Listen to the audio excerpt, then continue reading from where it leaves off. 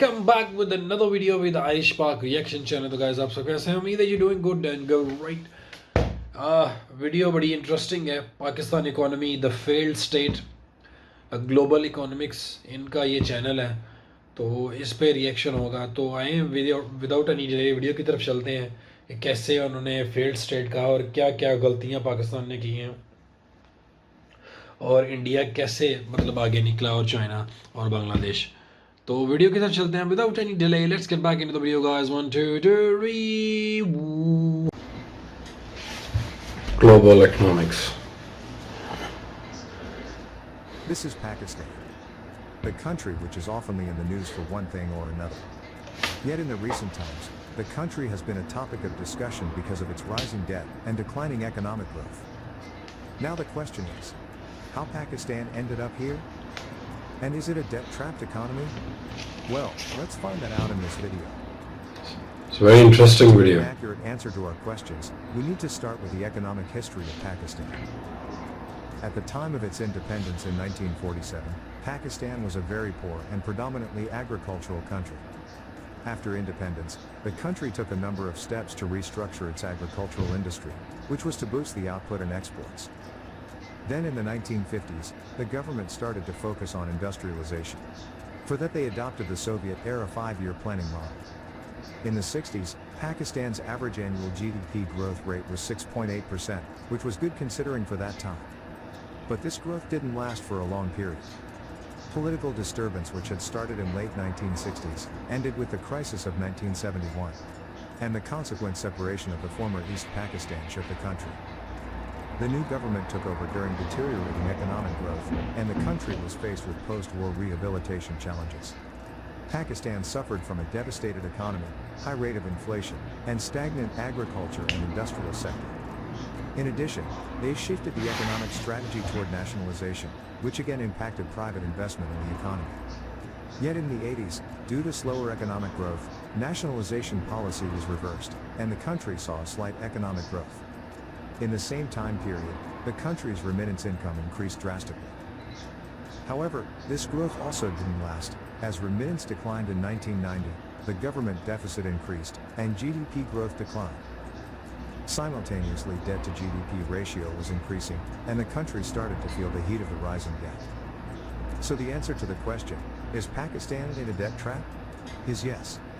The fact is that Pakistan's external debt continues to accumulate, and they have to borrow more dollars to repay old loans.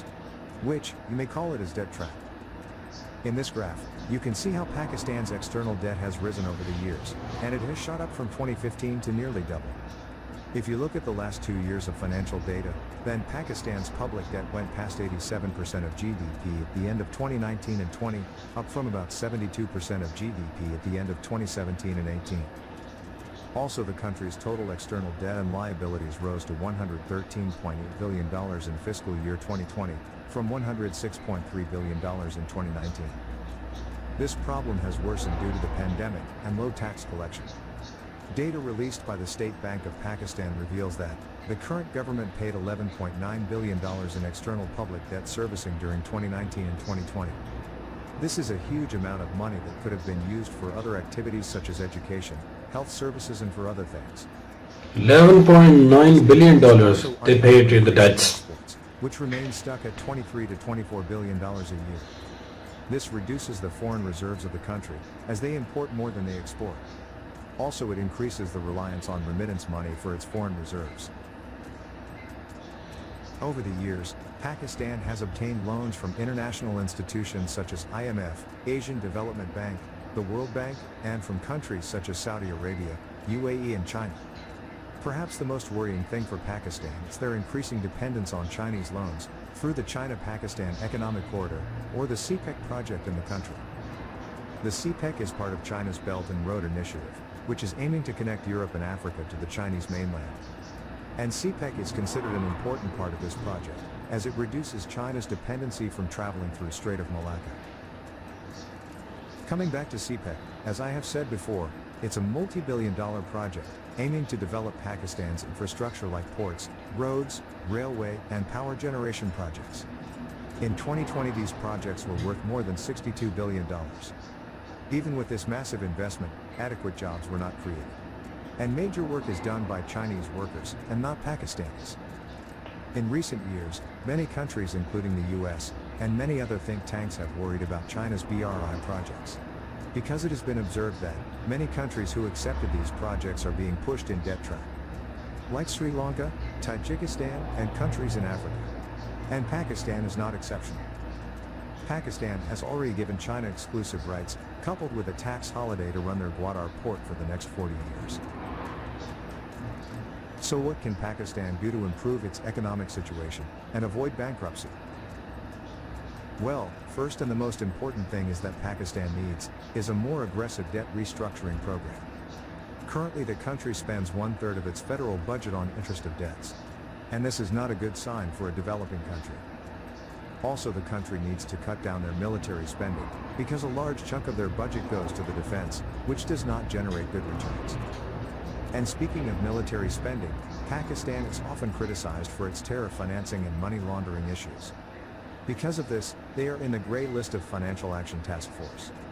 It is estimated that, from 2008 the country could have lost more than $35 billion in lost opportunities. Also, the investors are not confident due to country's gray listing in FATF. So the country really needs to focus on unlisting itself from the gray list by taking appropriate action. Now if we look at the bright side, Pakistan still has opportunities to grow. You see, Pakistan has a massive population, with the average age of their citizens being just 22 years. This gives them an advantage in demographic dividend. To know what is demographic dividend, please watch our video linked above.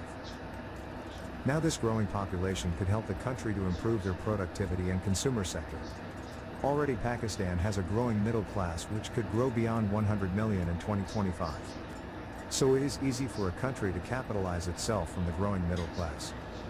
This country also has another advantage, which is rising cash flow from remittance.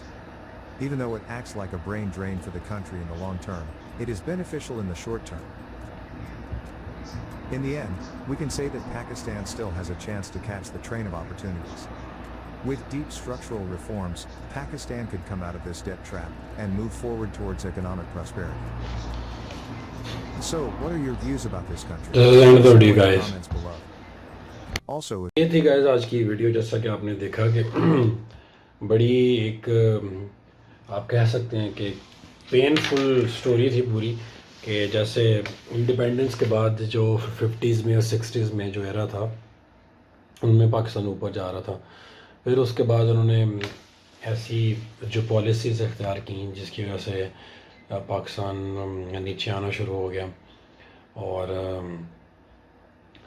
पूरा उन्होंने detail के साथ बताया कि फिर 90s में जो हमारे जो पॉलिटिशियन हैं और जितने भी थे, वो आप अगर देखें जो मैप दिखाया गया उन्होंने, कैसे वो जो ट्रैप्स में आता जा रहा है, डेड ट्रैप्स के अंदर कर्जे लेते जा रहे हैं। वही आपने मेरी पहले भी वीडियोस देखी होंगी, उसमें भी उन्होंने मतलब यही उसमें मेरा ये कहना था कि कैसे हमारी जो इकोनॉमिक ग्रोथ है वो नीचे चली गई है, ये हमारे जो गाफिल हुक्मरान हैं उनकी वजह से। और एक चीज़ से मैं इत्तेफाक नहीं करता, ये जो मिलिट्री का बजट होता है, अब जैसे यूक्रेन में जो सिचुएशन चल रही, ऑल्दो उनकी आर्मी है, सारा कुछ है, वो देखें रशिया के साथ उनकी जो मामला चल रहा है, जंग का लड़ रहा है, वो कुछ भी नहीं कर पाए। उनका न्यूक्लियर जो सिस्टम था वो उनसे ले लिया गया कि हम आपकी हेल्प करें, कोई भी उनकी हेल्प करने नहीं आया, सारे भाग गए। तो वो जिस कंट्री के पास अगर ये ना हो तो फिर बड़ा मुश्किल हो जाता। तो ये एक आपकी आप कह सकते हैं कि सेल्फ डिफेंस के लिए होना चाहिए। ऑल्दो हमारी इकोनॉमी का आपको पता बड़ा बेड़ा गर्क हुआ है, सारे फैक्ट्स उन्होंने बताए हैं, सिवाय एक के जो मिलिट्री का उस पर मैं मतलब बिलीव नहीं करता।